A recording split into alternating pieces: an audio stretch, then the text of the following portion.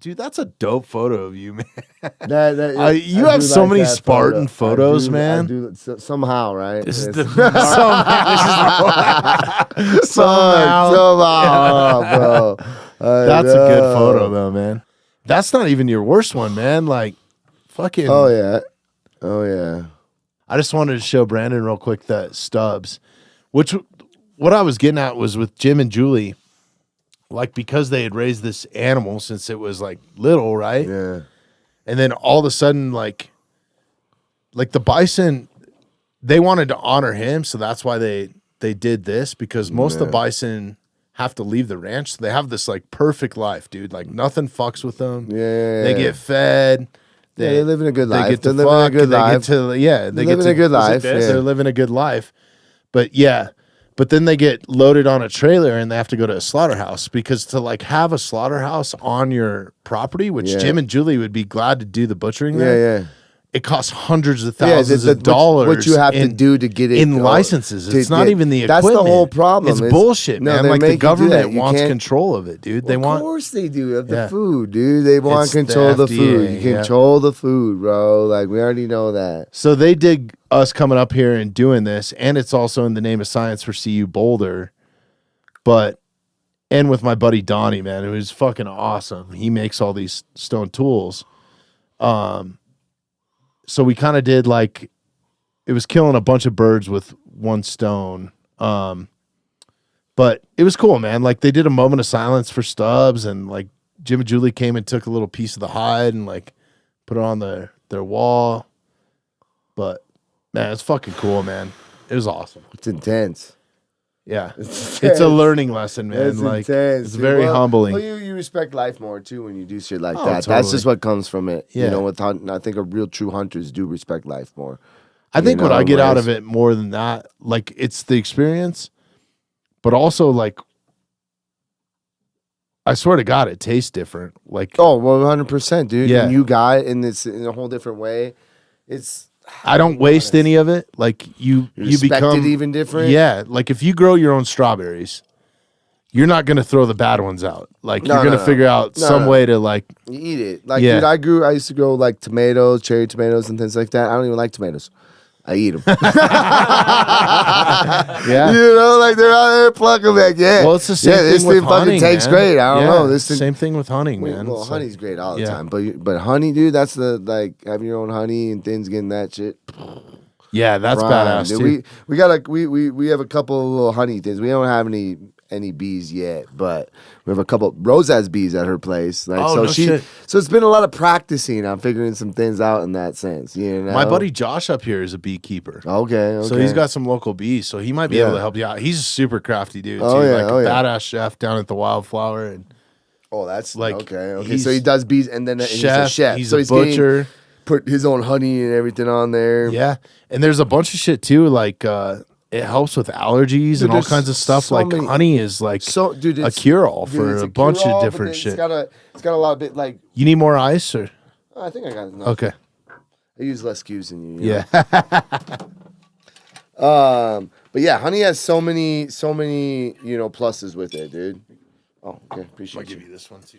You know, even like not even just the honey itself, the bees themselves. Like Pat and Rose had bees at their place, dude. It was the best garden they had that year. Like when they had the first bees, dude. They pollinate everything, go out, things like that. Right. They all work together.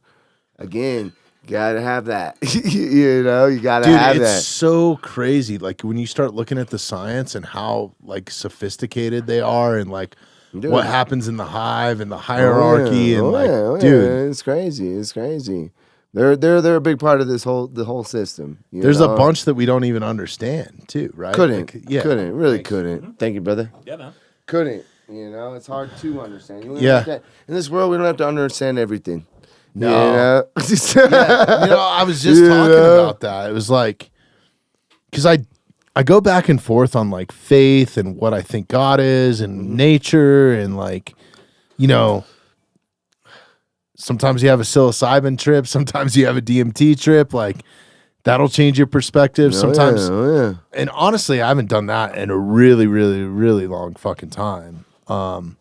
And I don't feel like I need to. Like I can get there other ways, right? Like being in nature and yeah. So yeah, absolutely. Those are great tools. But I too. think the biggest thing for me is like I talk to so many just like one of my rules to have somebody sit across from me is they have to be a savage, dude, in their own right. Like you definitely fit the fucking bill. But it's always like, you know, our mutual buddy, Beto. Yeah, Beto. He's a savage in his own right. Yeah. But then also a neuro doctor that knows more. Like they can be a savage, or it could be a quadriplegic, or it could be a dude with no legs that walks up here on his fucking hands. You know what I mean? Like savage is a mindset in what you're doing too. Yeah. You know what I mean? There's multiple savages in different ways. Yeah, it doesn't have to be like brute strength, right? No, that's not what I'm talking about. I mean savage like in the best way. Like just people that are like don't quit, have that mentality and a positive outlook and are good role models. And I think we've skewed what role models are today, right? Like the whole toxic masculinity and fucking all violence, right? Like any forms of violence are not shouldn't be looked up to, but I disagree with that. Should be what did you say? They shouldn't be looked up to like forms of violence. Yeah. And I'm not talking about like gang violence. Yeah. I'm talking about there's a time to be fucking violent. Oh yeah, absolutely, Right? absolutely. That and things with like, you know, like you said, the toxic masculinity and things like that. Yet everybody tunes into what I do, you know, or what you know, like everybody tunes into fighting and wants to watch a good fight, and people square it off. You know, it doesn't always have to be that, and you're doing it for a bad reason. You know, it's fine to fucking bow up, and it's like, you think so? No, what I think it really boils down to is like, what if you needed to use your fighting skills to save your kid's life? So absolutely, you know what I mean. Like I think that's a real thing. How many situations happen in this world? People have been attacked all over the world all the time. Yeah. What you think? Sometimes people just don't get attacked for the right reason because it's like I'm not fucking with that guy. Well, look at how much has happened since the beginning of the year, and maybe a light shed on it because but like, dude, there's some shit that's gone down, like planes crashing into fucking crowds, you know. Helicopter, like what if you're not physically strong to pull yourself out of a fuselage before it sinks into water?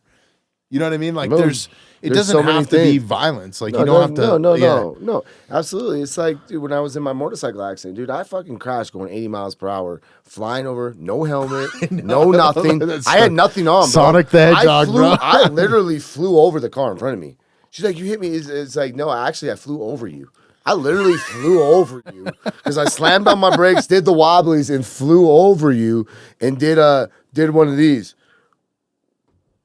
I know. Run it off, dude. Like, and if I didn't have that ability and the strength in the set, I would have been I would have been face planted, probably dead. I had no helmet on. I ride reckless, like you know, like no helmet on. This was even more reckless. I just took off my leather t-shirt, wind pants, like just like a stupid idiot, bro. just like, bro, like what? You know, dive and roll. You know, God, like dude. Yeah, I got fucked up a little bit, but I would have been dead. Anybody else would have been. I was going 80 some miles per hour.